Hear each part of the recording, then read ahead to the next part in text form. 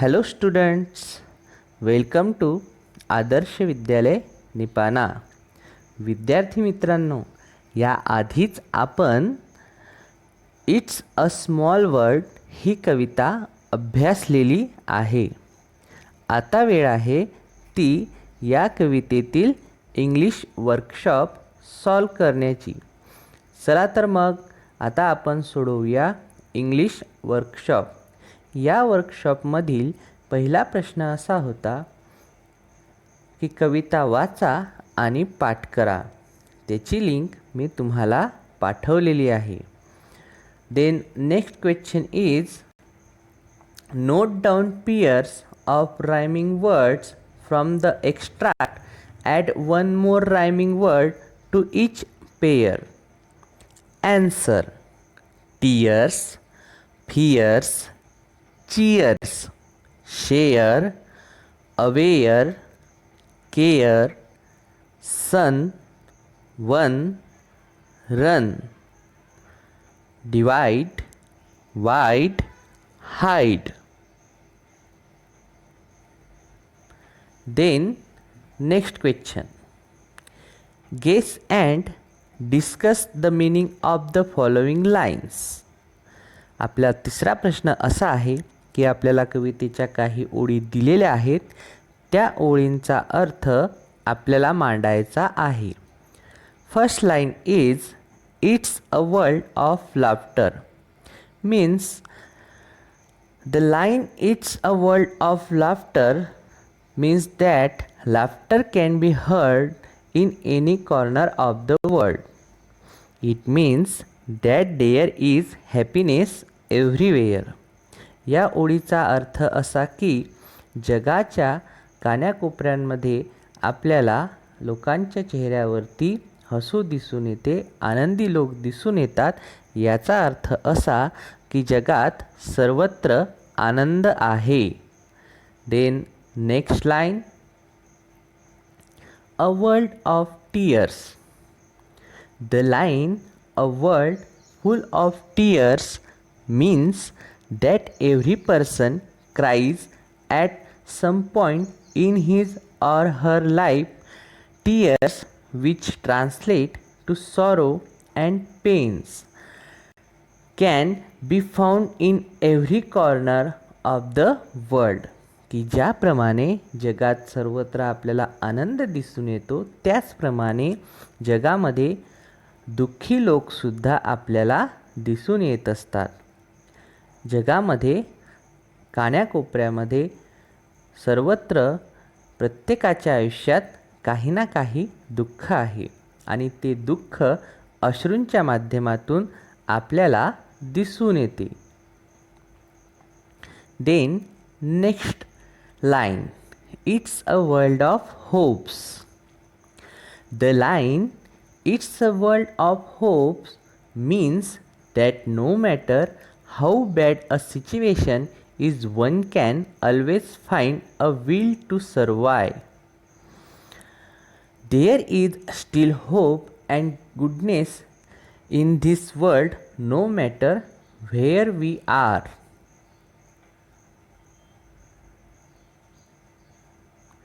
या ओळीचा अर्थ असा की जर आपण आशावादी असलं तर कितीही विपरीत परिस्थिती असली तरीही आपण त्यातून मार्ग काढू शकतो, आपण टिकू शकतो.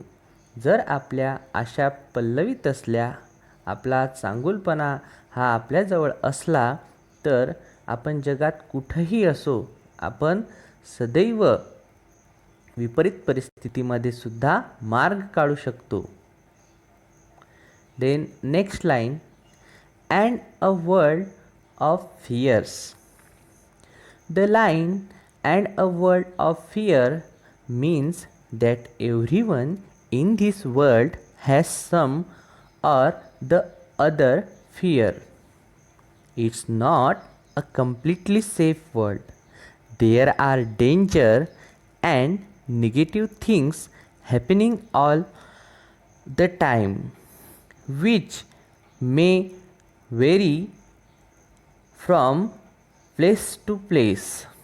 या ओळींचा अर्थ असा की जगामध्ये आपल्याला भयसुद्धा दिसून येते. उदाहरणार्थ जर आपण आताच पाहिलं तर कोरोना व्हायरस या व्हायरसच्या संक्रमणामुळे होणारा कोविड-19 हा जो आजार आहे, यामुळे आज जगामध्ये सर्वत्र भीतीचं वातावरण आपल्याला दिसून येते. त्याचबरोबर हे जग जे आहे हे पूर्णपणे सुरक्षित नाही. या जगामध्ये काही नकारात्मक आणि त्याचबरोबर काही घातक अशा गोष्टी घडतच असतात आणि ह्या वेळोवेळी आणि वेगवेगळ्या ठिकाणी वेगवेगळ्या प्रकारच्या असतात. Then our next question is, the poem says, and a smile means friendship to everyone. Give example of other action or gesture that mean the same in all part of the world. Give 3 example of gesture or action that have a specific meaning only in certain region. या ठिकाणी आपल्यासमोर असा प्रश्न ठेवण्यात आलेला आहे. Gesture म्हणजेच काय तर हावभाव. या कवितेमधली एक ओळ आहे, and a smile means friendship to everyone, की आपल्या चेहऱ्यावरचं स्मित हास्य दुसऱ्या व्यक्तीला दिसल्यानंतर तो सुद्धा आपलासा होतो. म्हणजेच एक प्रकारे मैत्रीचा संदेश हा त्या हास्यातून, आपल्या स्मित हास्यातून त्याला दिला जातो. हा एक प्रकारचा आपल्या चेहऱ्यावरचा हावभाव आहे. मग अशाच प्रकारे काही हावभाव आहेत की जे न बोलता आपण व्यक्त करत असतो. मग आता यामधले काही हावभाव जगामध्ये सर्वत्र वापरले जातात, तर काही हावभाव ह्या विशिष्ट प्रदेशामध्येच वापरले जातात. चला तर या प्रश्नाचं आपण उत्तर पाहूया.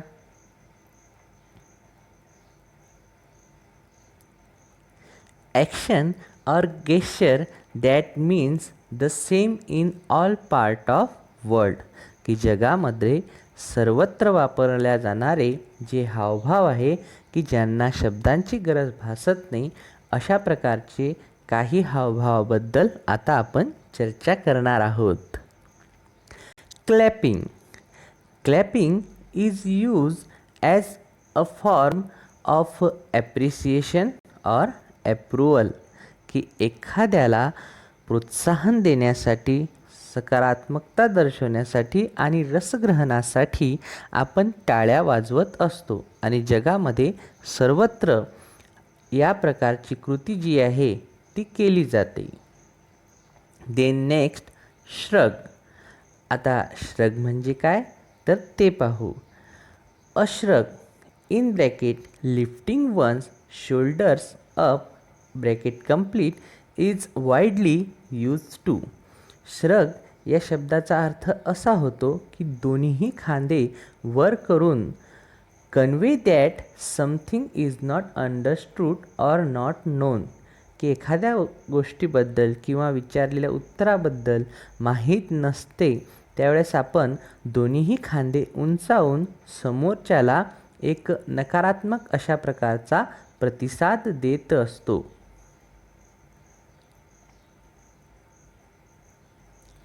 Then next, thumb down.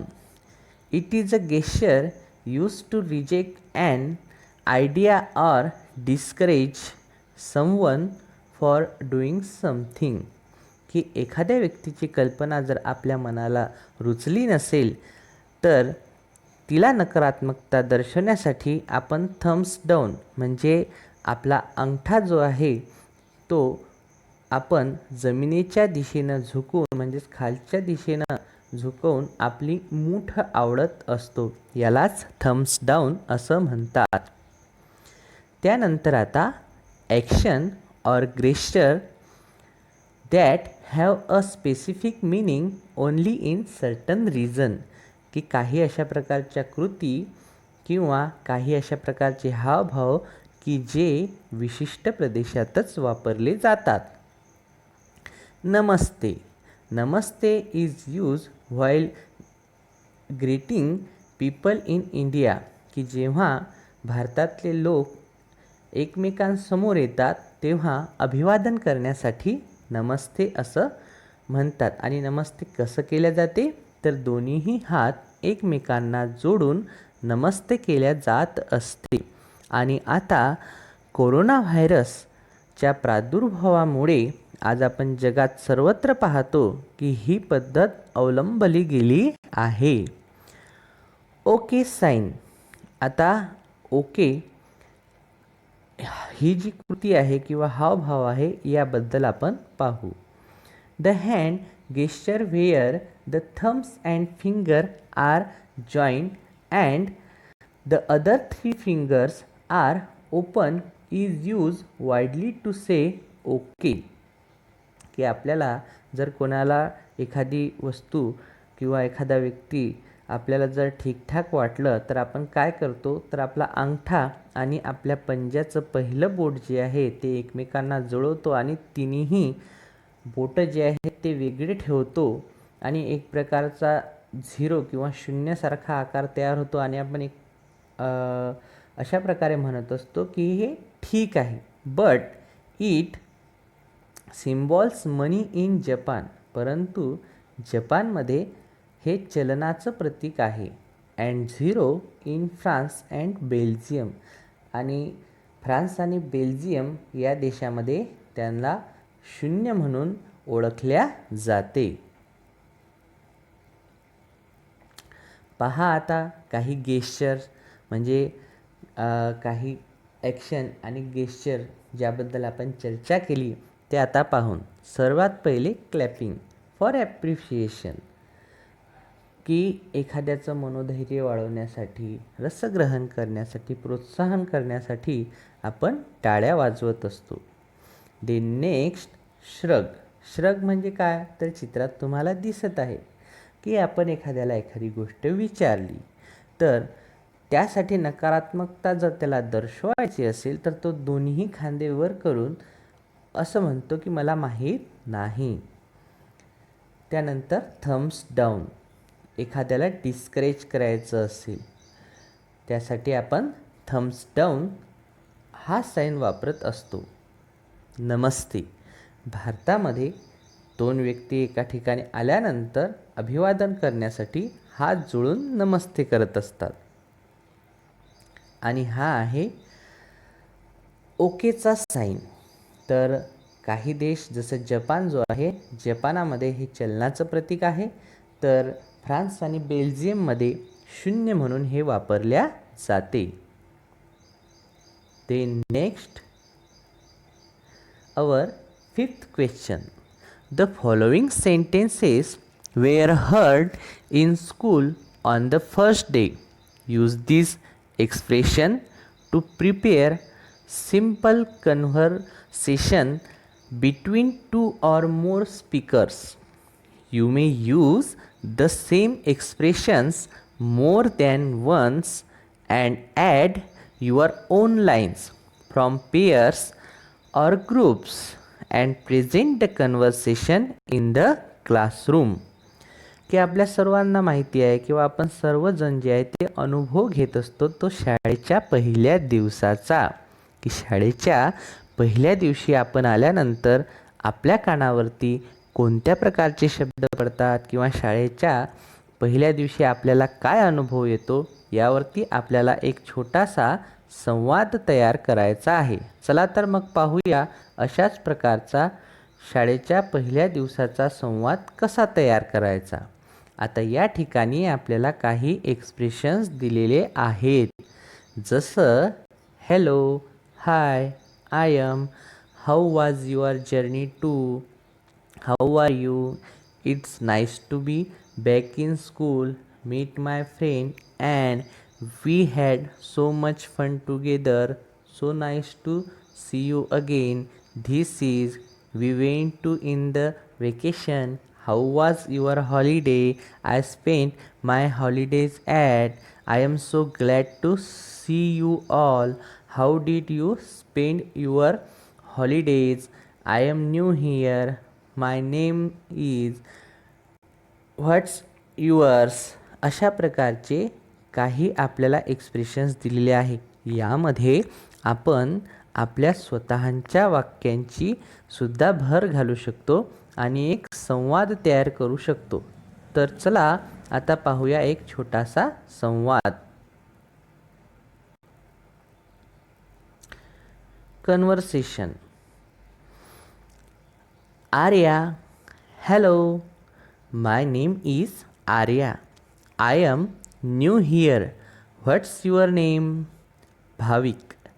Hi, I am Bhavik. Meet my friends Reha and Abhishek. Arya. Hi Reha. Hi Abhishek. Reha. Are you new to the town as well? Arya. Yes, my father recently got transferred here. We live in Ranchi earlier.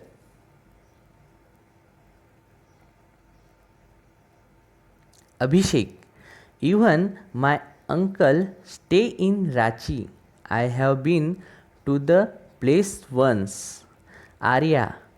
That's great. Abhishek. If you need any help, let us know. Bhavik. Yes, don't worry. We are all your friends. Arya. Thank you so much. So students, अशा प्रकारे हा स्वाध्याय जो आहे तो आपल्या वहीमध्ये सोडवून घ्यायचा. Thank you for watching.